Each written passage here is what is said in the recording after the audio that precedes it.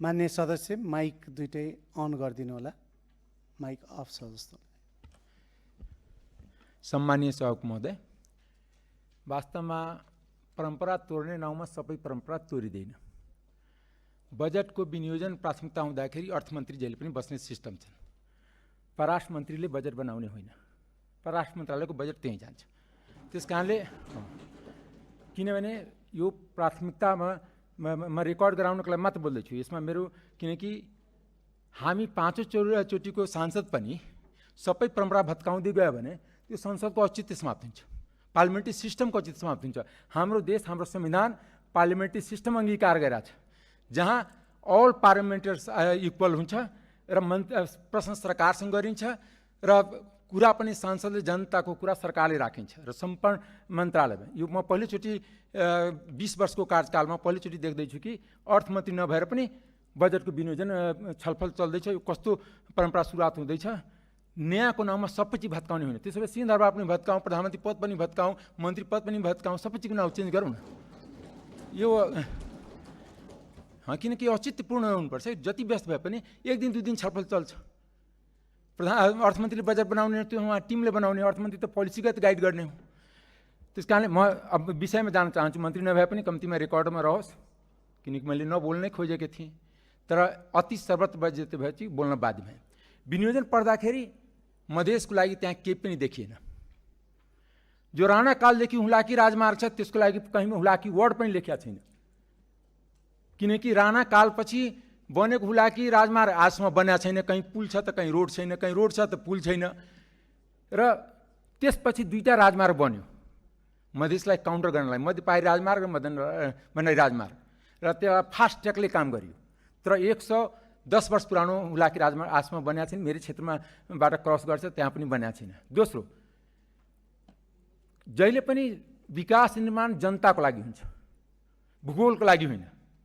किनकि मधेसको जम्मै इन्डिकेटर ह्युमन डेभलपमेन्ट इन्डेक्समा हेर्दाखेरि सबै बिलो छ, कर्णालीभन्दा पनि बिलो छ।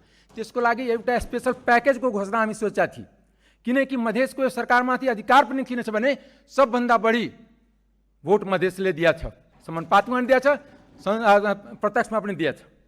तर मधेस भर्खरमा हिजो आए सभामुखलाई बडा विनम्रतापूर्वक आग्रह गर्न चाहन्छु, सरकारलाई आगाह गर्न चाहन्छु, मधेस विस्फोटको स्थितिमा छ। त्यो विस्फोट हुनुभन्दा पहिला त्यसको उपचार गरौँ, किनभने न उसको सत्तामा अनुहार छ, न कुनै नियुक्तिमा अनुहार हुन्छ। यस्तो राज्य चल्दैन, राज्य सबैको। म एउटा कुरा बुझ्न चाहन्छु, मेरो क्षेत्रको या पुरा मधेसको दलित समुदायको कोही देश, मैले भर्खर हाम्रो एकजना साथी बोल्नुभयो दलित समुदायको, उहाँ पहाडको दलितको कुरा गर्नु, मधेसको दलित त कहीँ पनि ठाउँ पाउँदैन नि। मधेसको दलितको एउटा सांसद पनि बन्ने अधिकार छैन, एउटा सरकारमा मन्त्री बन्ने पनि अधिकार छैन। म सोध्न चाहन्छु कि मेरो गाउँको चमार दुसाद मुसरको के गल्ती कि ऊ आजसम्म स्कुलमा जान सकेका छैन। मेरो मधेसमा चुरेको संरक्षण सबभन्दा जरुरी छ। हामी भूमिगत जलको कुरा गर्छौँ, ह्यान्ड पम्पमा पानी आइरहेछ, त्यो बोरिङमा पानी कहाँबाट आउँछ? किनकि चुरेको संरक्षण नभइकन त्यो भूमिगत वाटर लेभल हाई हुँदै हुँदैन, वाटर लेभल एकदम बिलो गइसकेको छ। त्यस कारण जहिले पनि जनकपुरमा, वीरगञ्जमा यिनीहरूमा खाने पानीको हाहाकार हुन्छ। मधेसको जनताको दोष यति मात्र हो कि मधेस ट्याक्स पेको लागि मात्र छ। एउटा पनि मेडिकल कलेज, एउटा पनि इन्जिनियरिङ कलेज, एउटा पनि एग्रिकल्चर कलेज मधेसमा किन सरकारले बनाउन सकेन अहिलेसम्म? र अहिले पनि योजनामा कहीँ पनि छैन। युनिभर्सिटीमा पढ्ने बित्तिकै सैद्धान्तिक कुरा गर्न सकिन्छ, व्यवहारिक कुरा गर्नलाई जनताको घर दैलेमा जानुपर्छ। म यही एकचोटि 70 सालमा सुशील कोइरालाको सरकार थियो, अर्थमन्त्री त्यो बेलाको पिएचडी नै थियो। रामसँग मैले भनेको थिएँ कि तपाईँ गरिबको घरमा कहिले खाएर देख्नु भएको छैन। तपाईँ एडिबी, वर्ल्ड ब्याङ्क यिनीहरूसँग कुरा गर्न सक्नुहुन्छ। तपाईँ काठमाडौँ सेन्ट्री अर्बन सेन्ट्री गर्नुहुन्छ। अहिले यो देशमा दुईटा देश छ, एउटा गरिबहरूको देश गाउँहरूको देश हो, एउटा धनीहरूको देश सहरहरूको देश हो। सहरमा सबै सुविधा हुने, गाउँमा के सुविधा छ? न बिजुली छ, न पानी छ, न सिँचाइ छ। हामी मल दिन सकिरहेको छैन। भर्खर आएँ, किसानहरू मारामार छ।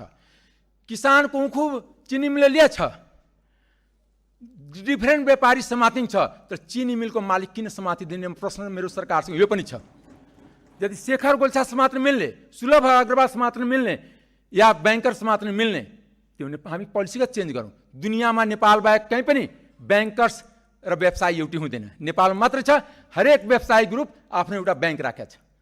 हामी पोलिसीको सुधार जाउँ, किनकि मधेस हरेक कुराबाट वञ्चित छ। वञ्चितको आवाज बनेर हामी संसदमा आएछौँ।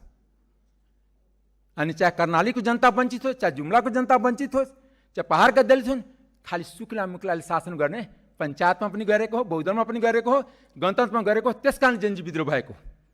विद्रोह जबसम्म एउटा हिन्दी मुखान छ, जबसम्म धरतीमा भूखा नङ्गा इंसान रहेगा तबसम्म धरतीमा घमासान रहेगा।